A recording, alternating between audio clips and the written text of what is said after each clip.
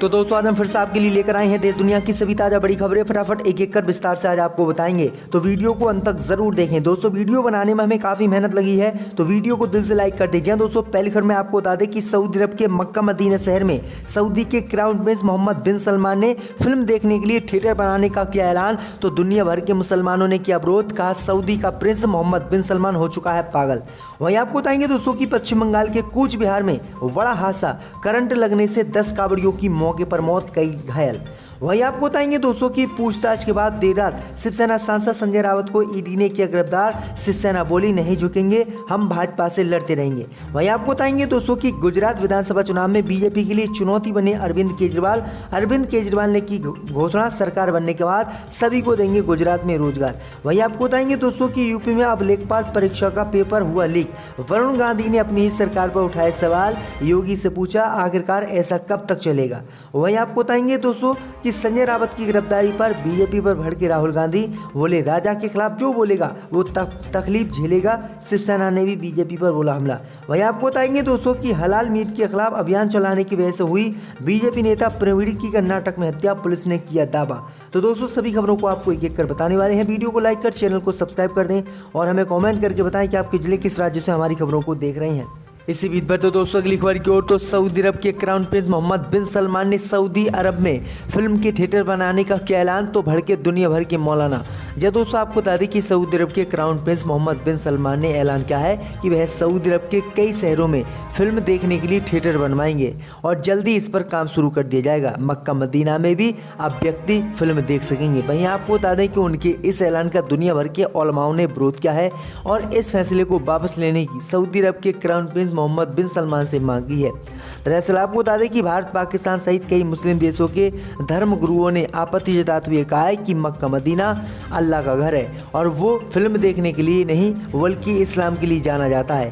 इसलिए जो काम इस्लाम में हराम है उसको सऊदी के प्रिंस मोहम्मद बिन सलमान को मक्का मदीना में नहीं करना चाहिए और फिल्म के थिएटर किसी भी कीमत पर मक्का मदीना में नहीं बनने चाहिए, क्योंकि वो अल्लाह का घर है। अगर ऐसी कार्रवाई सऊदी अरब के क्राउन प्रिंस करते हैं अपने देश में तो हम इसका विरोध करेंगे और सऊदी तक इसका विरोध किया जाएगा। तो ये बड़ी अपडेट आई दोस्तों कि सऊदी अरब के क्राउन प्रिंस मोहम्मद बिन सलमान ने मक्का मदीना में भी फिल्म के थिएटर बनाने का ऐलान किया है, लेकिन मौलानाओं ने इसका विरोध किया। आपकी राय दोस्तों, मक्का मदीना में फिल्म के थिएटर बनने चाहिए या नहीं, हमें कमेंट करके जरूर बताएं।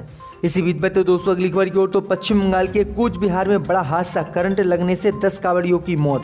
जब दोस्तों आपको बता दें कि पश्चिम बंगाल के कूच बिहार में बड़ा हादसा आज कांवड़ियों के साथ हो गया है।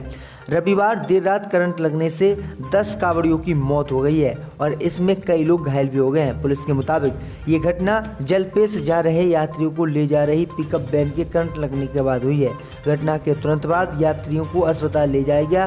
पुलिस ने बताया कि घटना वैन में डीजे सिस्टम के जनरेटर की वायरिंग के कारण ये घटना हुई है और जनरेटर की वायरिंग से ही करंट पूरी गाड़ी में फैला। वहीं आपको बता दें कि इसमें लगभग 10 लोग की मौके पर ही मौत हो गई, जबकि 7 लोग घायल बताए जा रहे हैं। तो ये बड़ी अपडेट आज दोस्तों की पश्चिम बंगाल में कांवड़ियों के साथ ये बड़ा हादसा हुआ है। इसी बीच पर तो दोस्तों अगली खबर की ओर, तो पूछताछ के बाद देर रात संजय रावत को ईडी ने किया गिरफ्तार। शिवसेना नेता बोले नहीं झुकेंगे, हम लड़ते रहेंगे। जब दोस्तों आपको बता दें कि ईडी ने शिवसेना नेता संजय रावत को 1000 करोड़ रुपए के पात्रा चावल भूमि घोटाले मामले से संबंधित मनी लॉन्ड्रिंग मामले की रोकथाम के सिलसिले में आज गिरफ्तार कर लिया है। इससे पहले रविवार को रावत को ईडी ने हिरासत में लिया था, लेकिन गिरफ्तार नहीं किया था। भाई आपको बता दें कि बीते रात लगभग 2 बजे उनको गिरफ्तार किया गया है। लगातार उनसे पूछताछ कल से जारी थी। उम्मीद जताई जा रही थी कि पूछताछ के बाद संजय रावत को रिहा किया जा सकता है, लेकिन ईडी ने संजय रावत को गिरफ्तार कर लिया है। भाई आपको बता दें कि गिरफ्तारी के बाद शिवसेना नेताओं ने बीजेपी पर हमला बोला है। उन्होंने कहा है कि हम नहीं झुकेंगे, हम लड़ते रहेंगे, बीजेपी को जो कुछ करना है वो कर ले। तो ये बड़ी अपडेट आ रही दोस्तों कि संजय रावत को गिरफ्तार ईडी ने कर लिया। इसी बीच पर तो दोस्तों अगली खबर की ओर, तो गुजरात में बीजेपी के लिए चुनौती बने अरविंद केजरीवाल। गुजरात विधानसभा चुनाव को लेकर अरविंद केजरीवाल ने सभी को रोजगार देने का किया ऐलान। यह दोस्तों आपको बता दें कि दिल्ली के मुख्यमंत्री अरविंद केजरीवाल गुजरात विधानसभा चुनाव में बीजेपी के लिए चुनौती बनकर उतर रहे हैं, जिससे भाजपा के पसीने छूटे हुए हैं। दरअसल आपको बता दें कि दिल्ली के मुख्यमंत्री और आम आदमी पार्टी के राष्ट्रीय संयोजक अरविंद केजरीवाल ने गुजरात विधानसभा चुनाव को लेकर आज बड़ी घोषणा की है।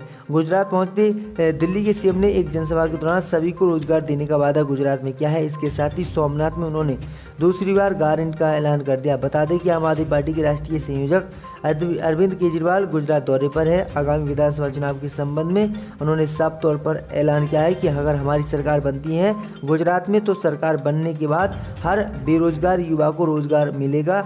अगर जब तक रोजगार नहीं मिलेगा तब तक उन्हें 3,000 रुपये बेरोजगारी भत्ता दिया जाएगा। उन्होंने आगे कहा है कि हम 10 लाख सरकारी नौकरियां लगाएंगे, जिसकी तैयारी भी हमने कर ली है। साथ ही उन्होंने कहा है कि हम पेपर लीक के खिलाफ कानून भी लेकर आएंगे। तो ये बड़ी अपडेट आई दोस्तों कि केजरीवाल बीजेपी के लिए चुनौती बहुत ज़्यादा गुजरात में बनने हैं। इसी बीच पर तो दोस्तों अगली खबर की ओर तो शिवसेना नेता संजय रावत की गिरफ्तारी पर राहुल गांधी बोले, राजा के खिलाफ जो बोलेगा वो तकलीफ झेलेगा। जय दोस्तों, आपको बता दें कि शिवसेना सांसद संजय रावत की गिरफ्तारी और कोर्ट से मिली 4 दिन की रिमांड को लेकर कांग्रेस नेता राहुल गांधी ने केंद्र की मोदी सरकार पर हमला बोला है। राहुल गांधी ने ट्वीट कर कहा कि राजा का संदेश साफ है, जो मेरे खिलाफ बोलेगा वो तकलीफ झेलेगा। सरकारी एजेंसियों का दुरुपयोग करके विरोधियों का हौसला तोड़ने और सच का मुंह बंद करने की पुरजोर कोशिश जारी है, लेकिन तानाशाह सुन ले, अंत में सत्य जीतेगा और अहंकार हारेगा। वहीं शिवसेना सांसद प्रियंका चतुर्वेदी ने भी केंद्र की मोदी सरकार पर हमला बोला। उन्होंने कहा कि सरकार ने राजनीतिक साजिश के तहत उनकी गिरफ्तारी की है। इतने वरिष्ठ नेता हैं, उनके खिलाफ इस तरह का करना बहुत गलत है। सरकार मनमाने तरीके से बड़े नेताओं का नाम खत्म करने की कोशिश कर रही है। आपको बता दें कि संजय रावत को जो है prevention of money laundering act ने ईडी की हिरासत में 4 अगस्त तक भेजा दिया। संजय रावत की गिरफ्तारी पात्रा चौल केस से जुड़े एक मामले में हुई है। तो ये बड़ी अपडेट आ रही दोस्तों। इसी बीच पर तो दोस्तों अगली खबर की ओर तो हलाल मीट के खिलाफ अभियान चलाने की वजह से हुई बीजेपी नेता की हत्या, पुलिस ने किया दावा। जब दोस्तों आपको बता दें कि भारतीय जनता पार्टी युवा मोर्चा के कार्यकर्ता प्रवीण कुमार नेतारू की हत्या की जांच कर रही पुलिस टीम ने आज बड़ा बयान देते हुए कहा है कि हलाल मीट के खिलाफ अभियान में उनकी सक्रिय भागीदारी के चलते उनकी हत्या कर्नाटक में हुई है। इस बीच कर्नाटक के मुख्यमंत्री बसवराज बोम्मई ने घोषणा की कि राष्ट्रीय जांच एजेंसियां जल्द से जल्द इस केस की जांच करेंगी। सूत्रों ने कहा कि प्रवीण ने हलाल मीट के खिलाफ अभियान में सक्रिय रूप से भाग लिया था। इसके अलावा उसने एक चिकन की दुकान भी खोली थी और बिना हलाल किए मीट भी बेचा था। लेकिन आपको बता दें कि इसको मुसलमानों का विरोध करना कर्नाटक में भारी पड़ गया और इससे अपनी जान से हाथ धोना पड़ा, क्योंकि बीते ही दिन कर्नाटक में हलाल मीट को लेकर काफ़ी हिंदूवादी संगठनों ने बवाल किया था, जिसके बाद कई दुकानों को बंद भी करवा दिया गया था। लेकिन उसके बाद मामला शांत हुआ तो फिर से हलाल मीट शुरू हुआ। इसी बीच पर तो दोस्तों अगली खबर की ओर तो यूपी में अब लेखपाल परीक्षा का पेपर हुआ लीक, तो वरुण गांधी ने अपनी ही सरकार पर उठाए सवाल।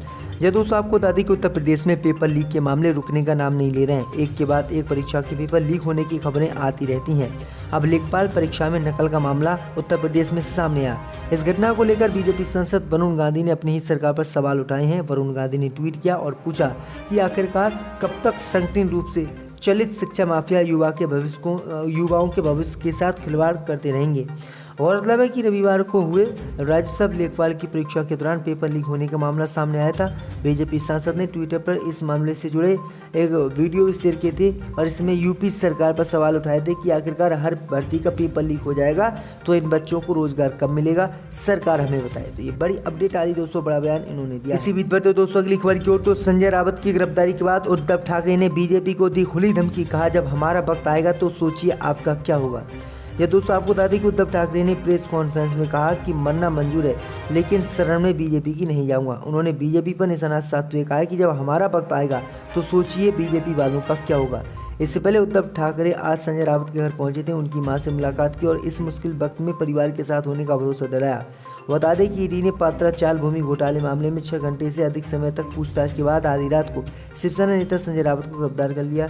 इस बीच आज कोर्ट पहुंचने के बाद मीडिया से बातचीत करने पर संजय रावत ने कहा है कि हमें खत्म करने की कोशिश की जा रही है, लेकिन हम किसी भी कीमत पर खत्म नहीं हुए और पीछे नहीं हटेंगे और सच्चाई की जीत होगी और हम आगे लगातार बढ़ते रहेंगे। वहीं आपको बता दें कि उनके समर्थन में ये उद्धव ठाकरे ने भाजपा को खुली धमकी दी है और कहा है कि जब हमारा वक्त आएगा तो बीजेपी वालों आपका क्या होगा, ये आपने अभी सोचा नहीं है। वहीं आपको बता दें कि इससे पहले राहुल गांधी ने भी संजय रावत का खुलकर समर्थन किया था और शिवसेना का साथ देते हुए बीजेपी को फटकार लगाई थी। इसी बीच पर तो दोस्तों अगली खबर की ओर तो देश में लगातार बढ़ रही महंगाई को लेकर कांग्रेस का मोदी सरकार पर हमला, कहा 14 महीनों में दुगनी हो गई है महंगाई दर।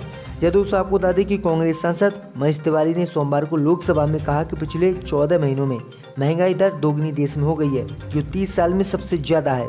आगे उन्होंने लोकसभा में नियम 193 के तहत बढ़ती कीमतों पर चर्चा की शुरुआत करते हुए आरोप लगाया कि 1% लोग देश की 77% संपत्ति को नियंत्रित करते हैं उन्होंने आगे कहा कि चावल, दही, पनीर जैसी दैनिक वस्तुओं पर जीएसटी लगा दिया गया और दुर्भाग्य से बच्चों को भी नहीं बख्शा गया क्योंकि स्थिर कीमतें भी बढ़ गई हैं। उन्होंने हिंदी में बात की और एक पंजाबी दोहे के साथ बहस का समापन करते हुए कहा कि नोटबंदी के बाद से देश की अर्थव्यवस्था नीचे की ओर गई है, लेकिन मोदी सरकार को कोई मतलब नहीं है। श्रीलंका बर्बादी के कगार पर पहुंच गया, लेकिन मोदी सरकार को इससे भी अब सबक लेने की जरूरत नहीं है।